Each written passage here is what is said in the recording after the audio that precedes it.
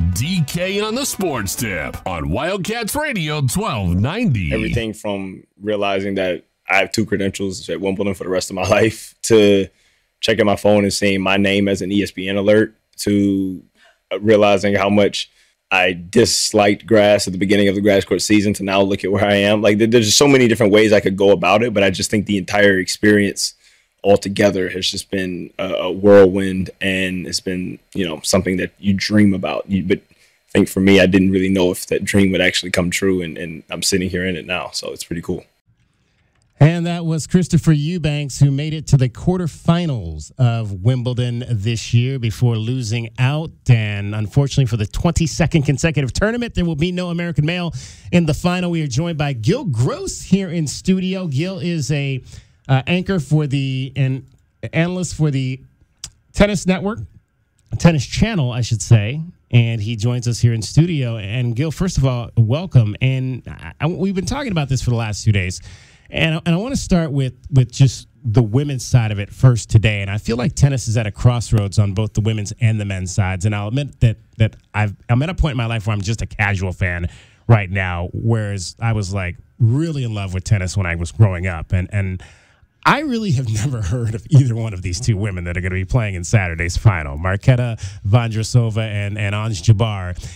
Is that a problem that tennis has not quickly identified a young star to promote globally with the exit of Serena Williams? It's cyclical. I think that there's always a fear when you have megastars, and I think this is true in every individual sport, right? In golf, it was Tiger Woods. In MMA, there was this great era of the UFC for a couple years with Ronda Rousey and Conor McGregor and John Jones, and, well, some of them are technically still fighting, but it's always who's going to be the next superstar to replace the void, to fill the void. And, it never really happens quickly, but it always happens eventually. And I think that women's tennis, when Serena stopped dominating, it did enter a period of a lot of different champions, a lot of one-time winners, especially compared to the men's side, where you don't have a lot of one-and-dones like we've seen in the WTA. But I think this year, in particular, Iga Swiatek, who's spent the last couple years, or the last year and a half at least, at world number 1, Elena Rybakina and Aryna Sabalenka, those 3 have actually been really, really great. They've been dominant in 2023. But Wimbledon has brought some surprises. Marketa Vondrousova's had a strange career, David. She has made 3 finals in the Olympics 2021, Tokyo. She made the final and she got the silver medal. And then back in 2019, she made the French Open final, and now she's in the Wimbledon final. But all that said, she's never been ranked very highly because she hasn't been consistent, and that's why it's not surprising that a casual fan wouldn't know her. Ons Jabeur is pretty cool though, because she is a pioneer. She comes from Tunisia, and there's never been an African woman that has accomplished anything near what she's accomplished in tennis. And she also has a really fun play style, lots of finesse, lots of creativity on the court. It's interesting because that was one of the things that when you mentioned, no dominant winners. I mean, I looked at the last 6 Grand Slam winners on the women's side, and it's 5 different names. And I think that was kind of what kind of led me to that question is like, it seems like there's no dominant player right now with Serena's retirement that has emerged yet, although it's still early because we're only a couple of years out from that. Getting back to the point, though, what has happened to American men's tennis? I mean, we have now had, as I mentioned at the top, 22 years without a male winning Wimbledon. Where are we at right now, and why are we in this place? We're better than where we were at 10 years ago, and it's tough. I think Taylor Fritz, who is currently world number 9, I think he said it really well on this new Netflix documentary about tennis called Breakpoint. He was like, look, Americans expect to win everything. So you can be 5 in the world in tennis and nobody cares. And he's right. You can be 5 in the world and nobody cares. Fritz was 5 in the world. And nobody cares unless you win the U.S. Open, unless you win Wimbledon. Which is a tough place to be when 3 individuals, mostly, have dominated the majors in the last, 15 plus years. So, Andy Roddick was in a couple of major finals. That said, has anybody really been knocking on the door after Roddick retired? No. So the big three, Djokovic, Nadal, Federer, it's not really an excuse. I'll say right now, though, there's 3 Americans in the top 15, and there are a couple of young players who I think will be top 15 players at some point. Now, we heard, obviously, from Chris Eubanks at the top, coming out of nowhere to reach the quarterfinals. Francis Tiafoe, who's had an unbelievable story. We talked a little bit about him yesterday, and you mentioned, obviously, right there, Taylor Fritz. Do you think any of those 3 guys, though, are capable of being a champion?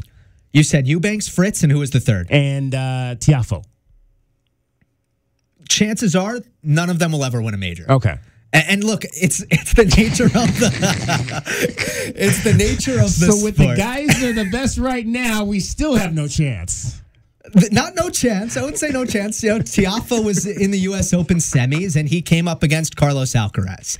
And Alcaraz is an absolute monster. He is going to have an incredible career. Holger Rune as well, Jannik Sinner. I think that the thing is, you think about tennis as a sport, and there are 4 chances a year to win a title.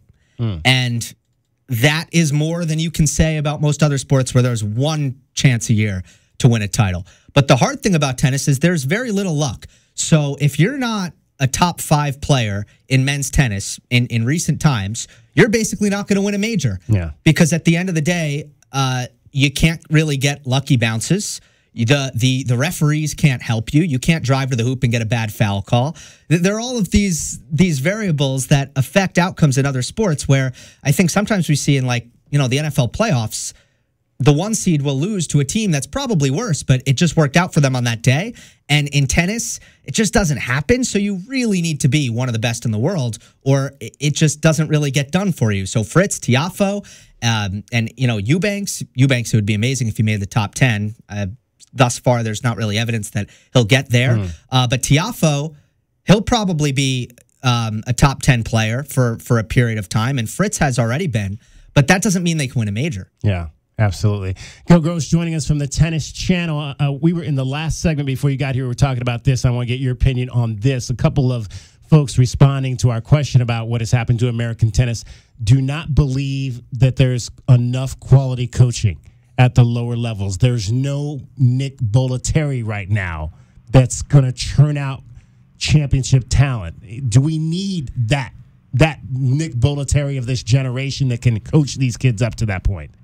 It would be nice. I think the USTA tries their hardest to, pour money into the best tennis minds and top development. And maybe it went off the rails for a little bit where they were kind of coaching, philosophies and principles that maybe weren't up with the times. But the crazy thing about Bollettieri is really what he did was he invented the tennis academy. So Americans were growing up and they were living in Bradenton, Florida, and they were doing 2 hours of school a day and 6 hours of tennis a day. And the rest of the world wasn't doing that. And it was revolutionary, and it created the dominance of the 90s and even the 80s. And that was great. But now you have academies in Europe who are doing the same thing. So it's hard because Bollettieri was not a revolutionary tennis mind in the sense that, he wasn't teaching technique and tactics in a way that was better than everybody else. He basically just figured out the structure of a tennis academy, and that was giving the United States a leg up. No, and I want to go back to what you said a few minutes ago in terms of, there's only, say 3 guys that are dominant. But it still seems like to me, and maybe this is just the fact, and I've said this all week, that maybe I've aged out of my love for certain things. It just seemed like when I was really in love with tennis, you knew, even the players that weren't winning, you knew who they were. You knew, Jim Curry, or maybe he didn't win a lot of majors, but you knew who he was. You knew all the great women's players, the Arantxa Sanchez Vicarios, the Gabriela Sabatinis. It just seemed like there were more prominent names that people knew out there. Why don't you think that's the case anymore? That's a good question. We got to make tennis fun again in terms of the personalities, and I think that it's kind of up to individuals to have fun with the game, to actually make an effort to tell their stories and to market themselves a little bit. Part of it maybe has been, to be completely frank, and there are positives to this as well. But when the game gets international, you get more language barriers and I guess more cultural disconnects than maybe we had before when it was a little bit more American dominated. But honestly, it's hard to say. I just wish that, I think culturally, the U.S. has moved away from tennis as being something cool. And there are a lot of things that can be done about that. Better storytelling is always key. Accessibility. It needs to be, and a lot of countries, not just the U.S., have this problem. It needs to be easy to play if you don't have a lot of money and your parents don't have a lot of money. And that's very important. But, it does come down to individuals. It's an individual sport. It's a star-driven sport. And, to me, a guy like Francis Tiafoe is a fantastic entertainer out there. I don't know that, he has the bad boy personality of some of the people who maybe you've brought up, like I don't know, right? I don't know if the off-court personality, but on-court, he is a star. He's a total entertainer. But I think you need to have that. And ultimately, you do need to win majors. And the two things come together, I think, and you build a superstar. I mean, but at the same time, it's a very hard question to answer. What's your theory? Why don't you know the world number 5 on the women's side? For me, it's just, again, I think I just don't watch it as much as I used to. I mean, I said this yesterday. When I was a kid in the summertime, I didn't have a job, so I could sit at home and watch HBO and watch Wimbledon all day. And then me and my cousin would play in television tennis for 2 hours. And then when it got dark, we would go to the court and we would beat up on each other for 3 hours. So it was kind of just because, I think, you get to my age anyway, and you just start working, and I don't think you're paying as much attention to it as you did maybe when you were a kid during the summer times. But again, like I said, these guys, I grew up in a situation where, I got thrown into a situation in Bel Air where all the kids played when I was starting to do sports. And so that's what I did, because all the kids were playing tennis. So I went out and started playing tennis because I wanted to be like all the other kids. But that to me, that's a wholly different story. Most black kids don't grow up in Bel Air like I did in that type of situation. But even when I went back to the city and I lived with my grandparents for a time, I still played tennis, but I had a love for it. But I was just so far more advanced than the kids that were in the inner city because they just didn't grow up with it like I did. So I don't know the answer to that question, other than the fact that, again, I think I've just kind of aged out of my love for it. I don't know that explains why kids aren't playing it. So participation numbers are actually pretty good. And in the pandemic, they kind of shot up. But that doesn't necessarily translate to people watching professional tennis. Right. And the goal is obviously for it to do that. But by the way, you grew up in the tennis capital of the world. You grew up in Brentwood, right? Yeah. Jimmy Connors and Chris Everett was like your neighbor. Yeah. They were your neighbors. Yeah.